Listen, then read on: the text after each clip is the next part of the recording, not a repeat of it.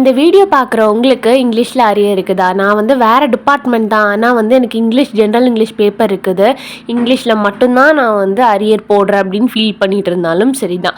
Tamil medium படித்தேன். So English வந்து எனக்கு கொஞ்சம் டஃப்பாக இருக்குது. இங்கிலீஷ் டிபார்ட்மெண்ட்டில் தான் இருக்கேன். இங்கிலீஷ் எக்ஸாமில் வந்து எப்படி நிறைய மார்க்ஸ் ஸ்கோர் பண்ணலாம், இங்கிலீஷில் வந்து கிரேடை எப்படி வந்து நம்ம ஏற்றி காட்டலாம், எப்படி எடுக்கலாம் அப்படின்னு சொல்லிட்டு உங்களுக்கு பெரிய பெரிய டவுட்ஸ் எல்லாம் இருந்தது அப்படின்னா பிரச்சனையே கிடையாது. அண்ட் ரீசெண்ட் டேஸாக பார்த்தீங்க அப்படின்னா செமஸ்டர் எக்ஸாம், இன்டர்னல் எக்ஸாம் எல்லாமே நீங்கள் எழுதியிருப்பீங்க.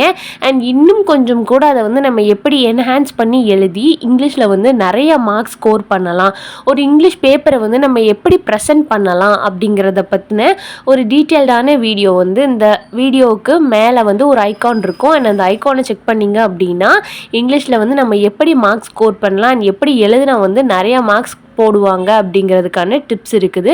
இதே மாதிரி வீடியோஸ் பார்க்குறதுக்கு